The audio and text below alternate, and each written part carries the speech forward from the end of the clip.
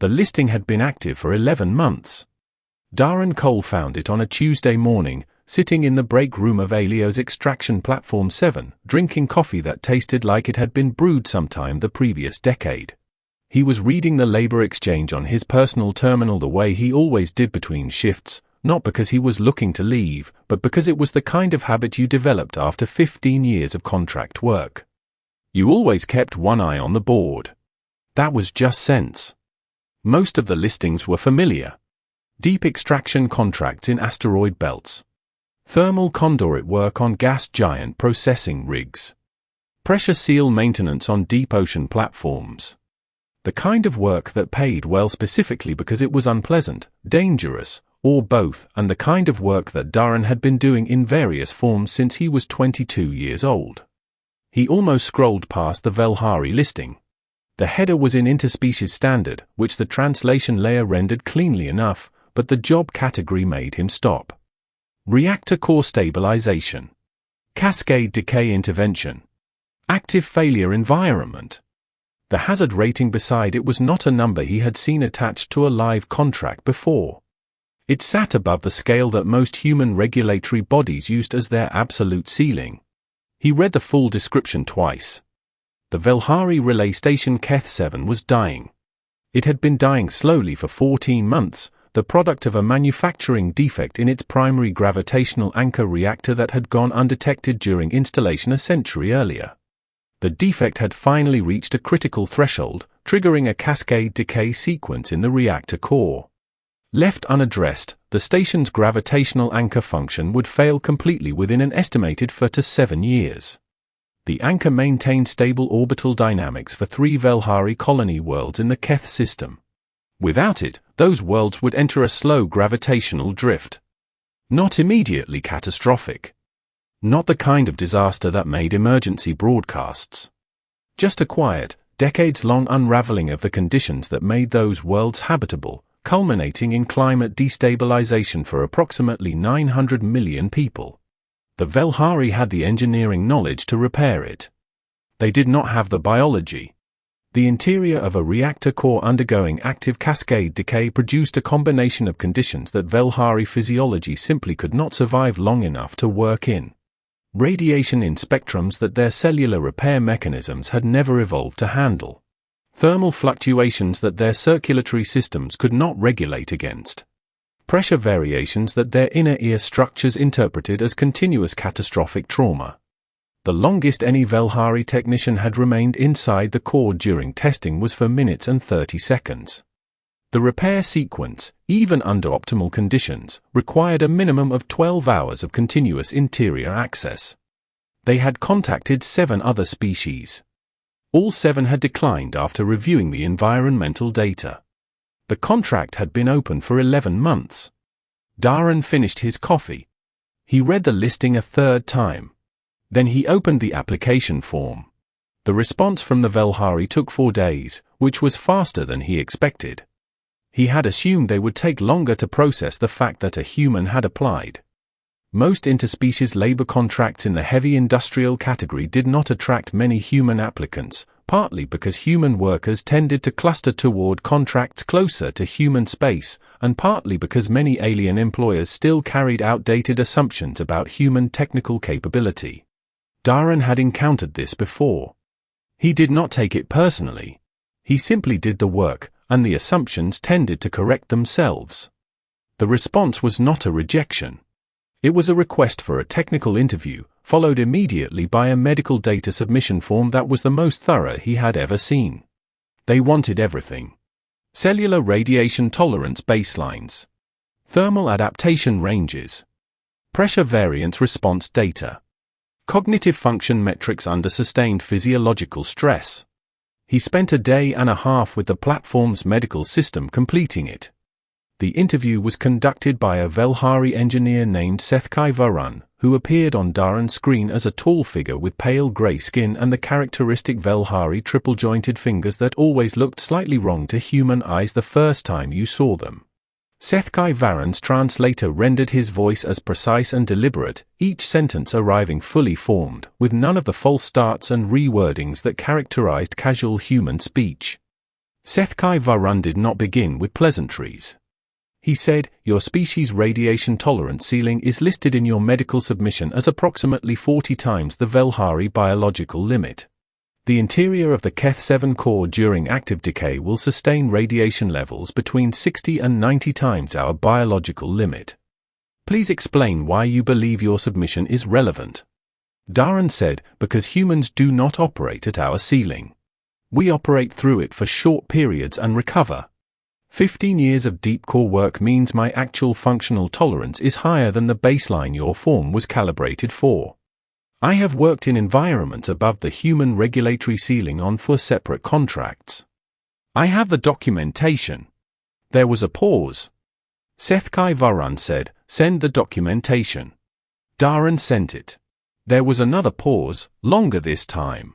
Sethkai Varun said, "You understand that this is not a rescue operation. There will be no extraction capability rated for the interior environment during the active repair window. If you experience incapacitation inside the core, we cannot retrieve you." Daren said, "I understand."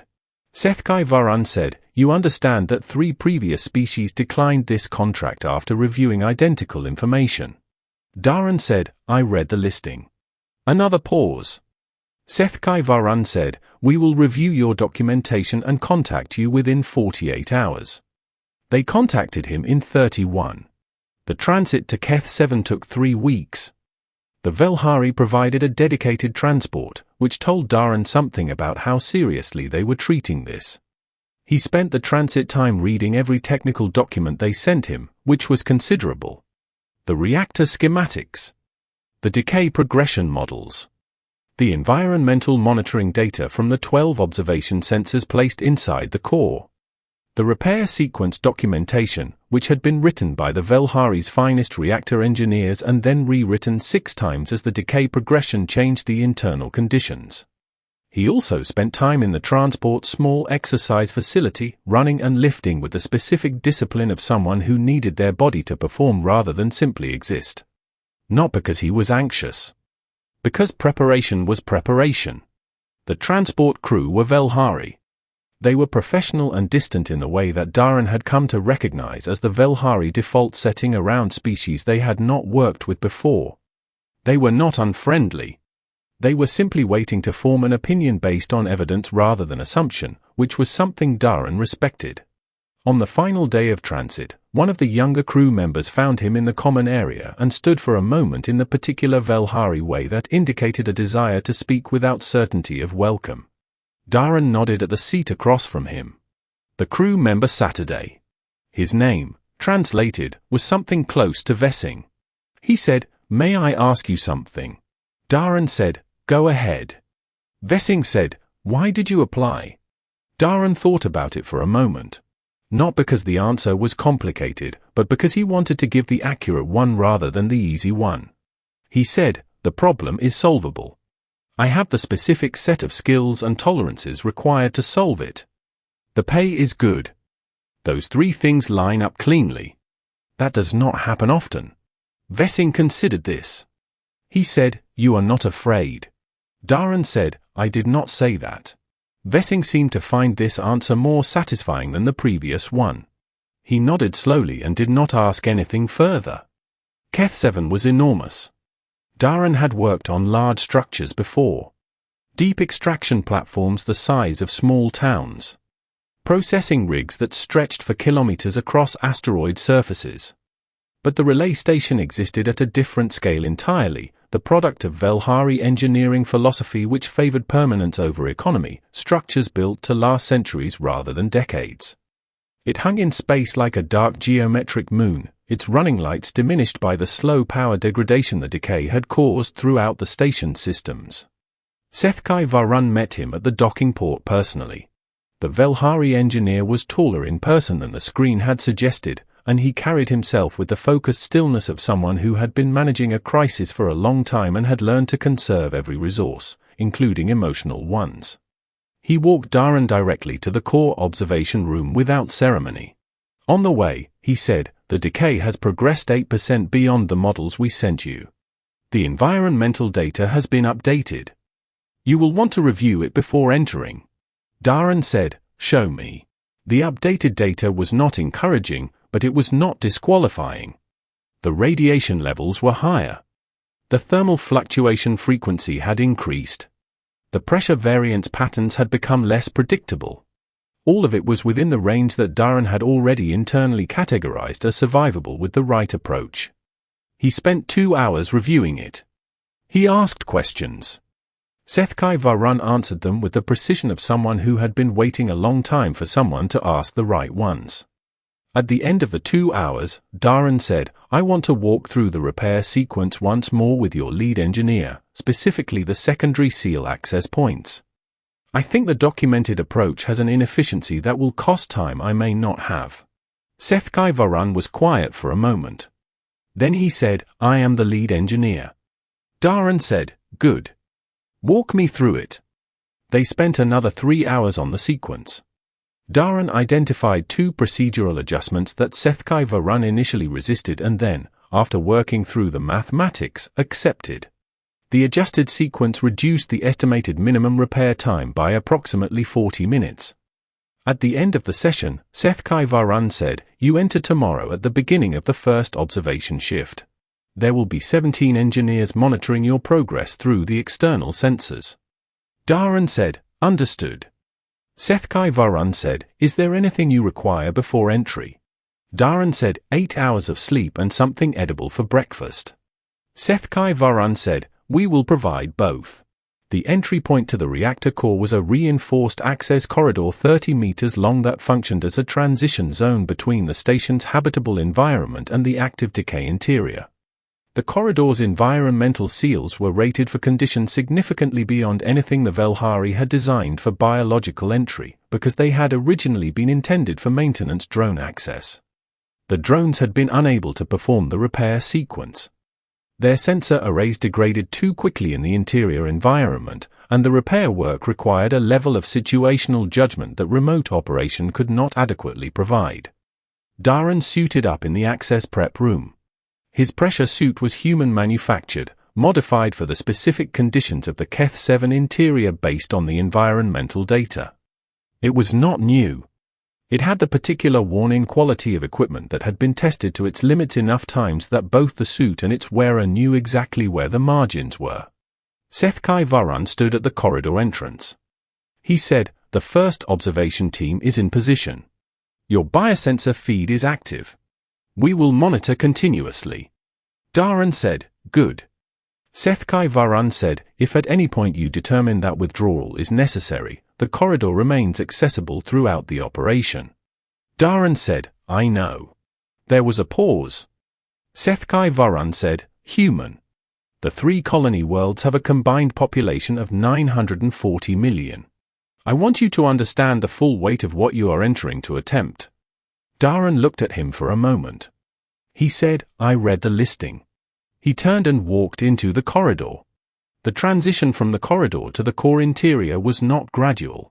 It was a threshold, and on one side of it the environment was merely hostile, and on the other side it was something that required your complete attention every moment or it would kill you. The heat hit first. Not overwhelming, but immediate and total, the kind of heat that settled into your suit and your skin within seconds and established itself as the permanent condition rather than a temporary sensation. The radiation warnings on his visor display climbed to levels that would have triggered automatic evacuation protocols on any human-regulated work site.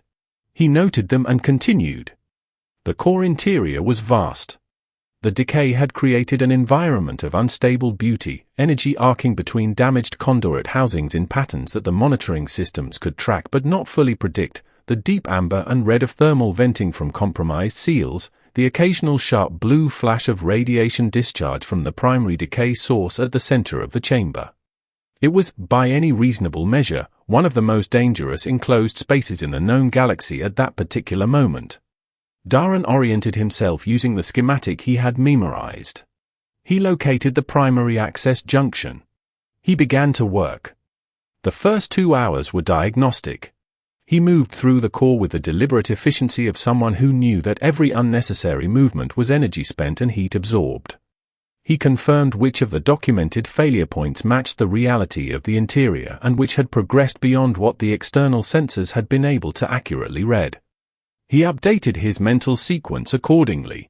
In the observation room, Sethkai Varun watched the biosensor feed and said nothing. The third hour was when the work became technical in the way that Daren lived for. The primary decay source required a stabilization cradle to be physically installed before any repair sequence could begin, because the decay was generating energy fluctuations that would destroy any repair work attempted without it. The cradle components were in his equipment pack. Installing them required working within 2 meters of the primary decay source for approximately 40 minutes. He installed the cradle. It took 37 minutes.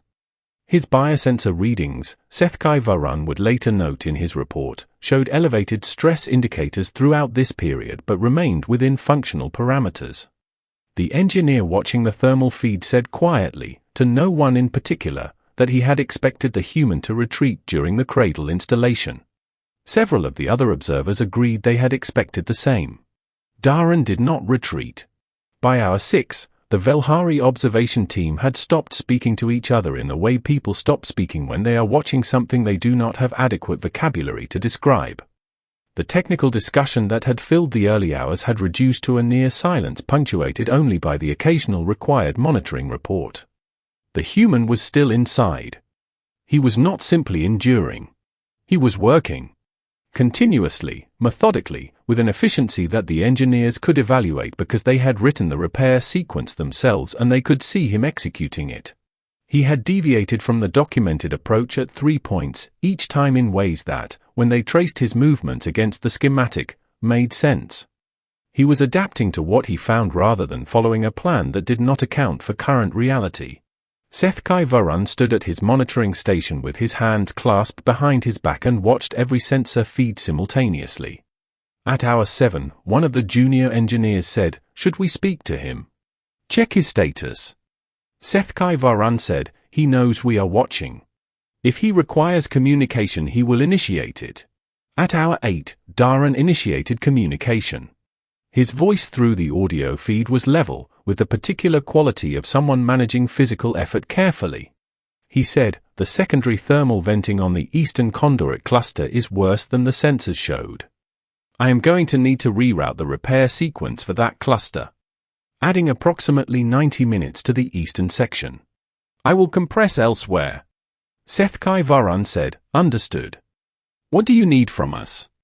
Daren said, "Nothing right now. I will let you know." The channel closed. The junior engineer who had suggested checking in looked at Sethkai Varun. Sethkai Varun said, "He told us what we needed to know. He asked for what he needed. That is sufficient communication." At hour 9, the secondary seal failed. It was not in any of the briefing documents because the external sensors had not detected the deterioration. The seal was located in a section of the core that was difficult to monitor due to the radiation interference patterns in that area. It had been degrading for months without anyone knowing. When it gave way completely, releasing a pressure surge through the eastern conduit cluster that reshaped the interior environment in approximately 4 seconds. Daren was in the eastern section when it happened. The pressure surge hit his suit with enough force to throw him 2 meters before the magnetic anchor points in his boots found purchase on the conduit housing he was working on. His visor display registered 3 simultaneous warning conditions. His biosensor feed, in the observation room, spiked into ranges that caused 2 of the monitoring engineers to stand up from their stations involuntarily. Sethkai Varun said, "Cole. Status." A pause. For seconds. The observation room was silent. Daren said, "Still here. Give me a moment." Another pause. 8 seconds. Daren said, "The secondary seal on the eastern cluster is gone. How long ago was it last confirmed functional?" Sethkai Varun said, 7 months ago.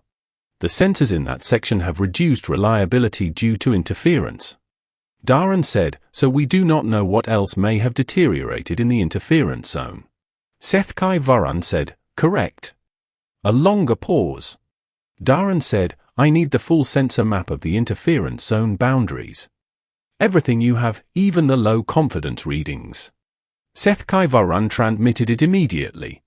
3 minutes passed. In the observation room, no one spoke. The biosensor feed had stabilized. The human was still standing at his last confirmed location, reviewing data on his suit display. Daren said, "The repair window. What is the updated estimate with the eastern cluster in its current state?" HFY Varun ran the calculation with his engineering team. The answer took 4 minutes to produce because they ran it twice to be certain.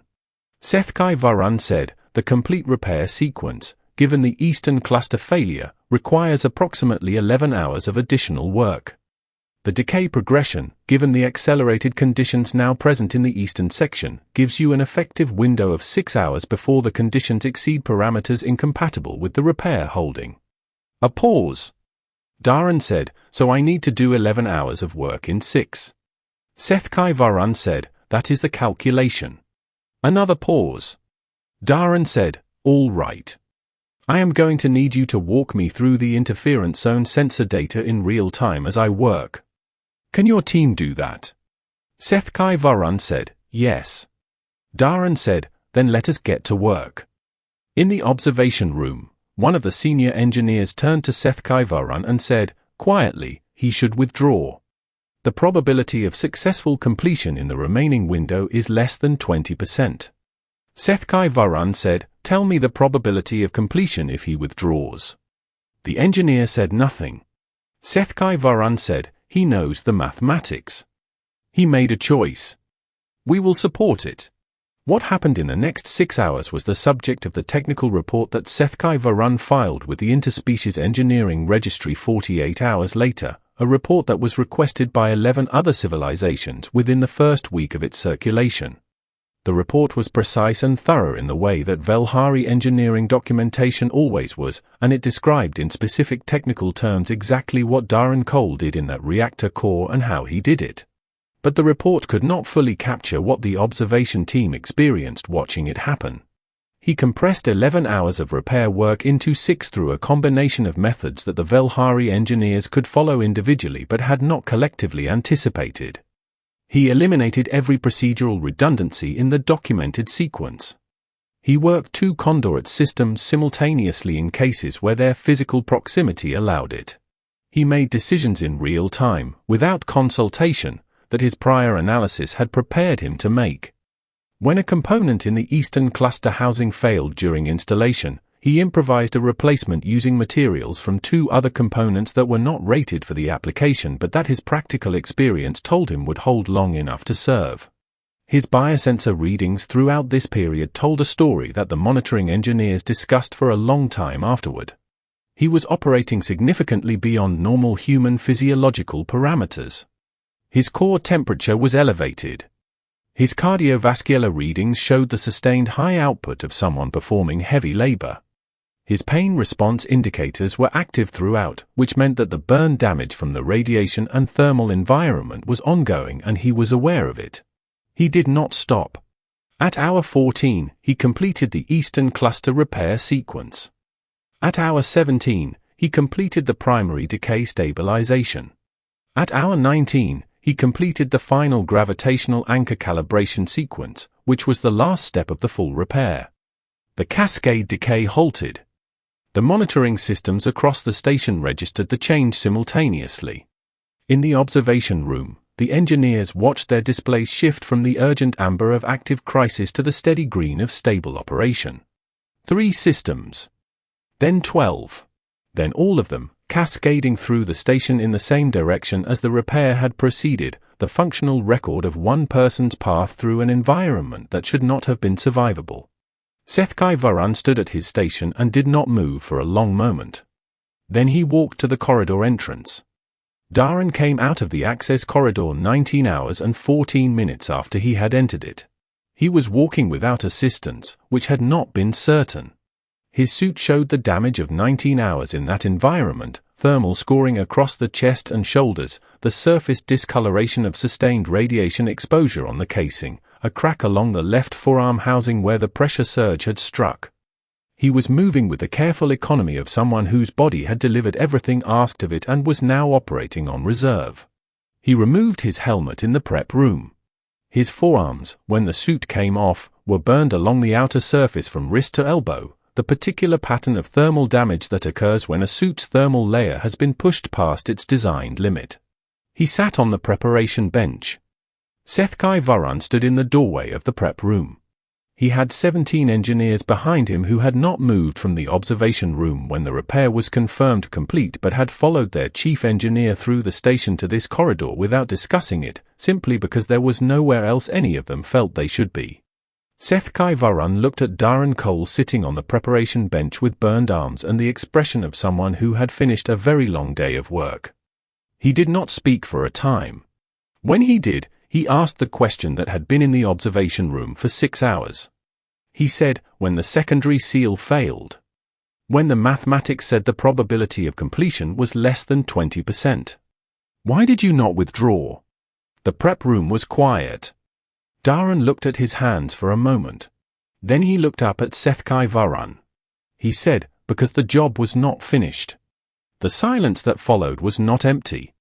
It was the particular silence of a room full of highly intelligent beings encountering an idea that was simple enough to fit in one sentence and large enough to take a long time to fully understand.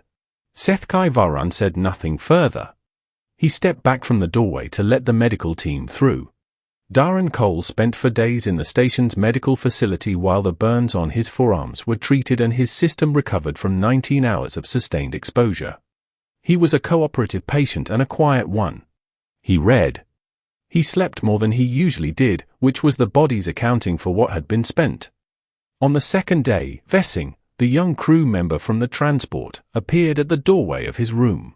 He had clearly come some distance specifically to be there, which Daren found unexpectedly touching.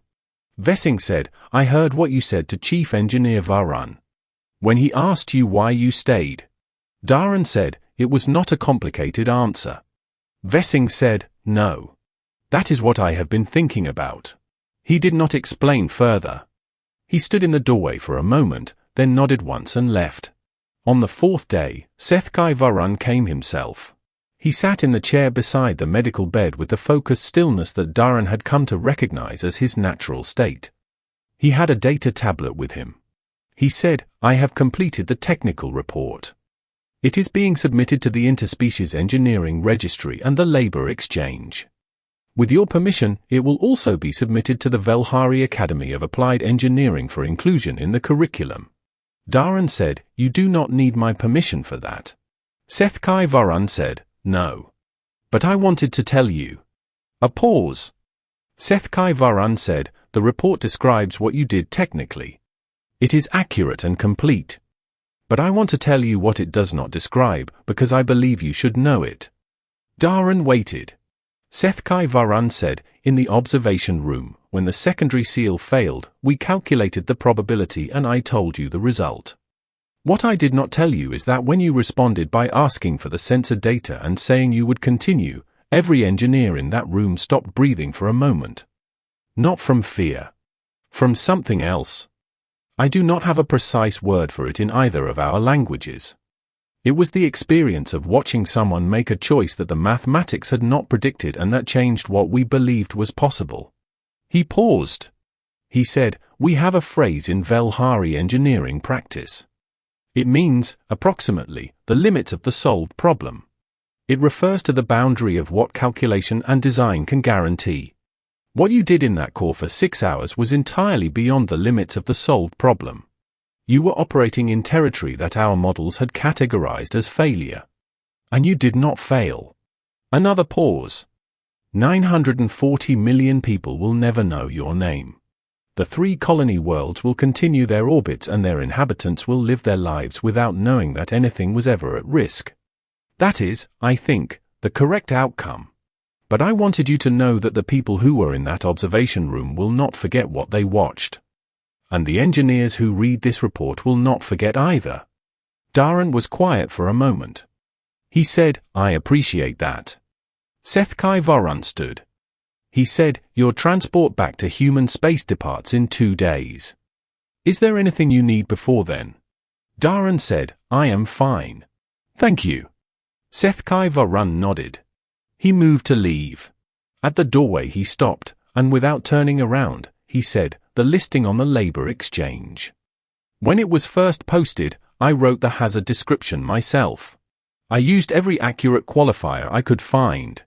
I wanted to be certain that anyone who applied understood fully what they were applying for." A pause. "I did not expect a human to apply." Another pause, longer. "I am very glad that you did." He left. Daren Cole returned to human space on a Tuesday, which felt appropriate. He filed his contract completion paperwork, deposited his payment, and took 2 weeks off, which was the longest break he had taken in 4 years. He spent it at his sister's house, where his nephew was 8 years old and intensely interested in space stations and how things worked, and Daren answered every question with patience and detail until the boy fell asleep asking them. He took another contract 3 weeks later. Deep thermal conduit work on a processing rig near the outer belt. Standard hazard rating. Good pay. Interesting problem. He did not talk about Keth 7. It was not that he was unwilling. It simply did not come up in the way that seemed to call for the telling.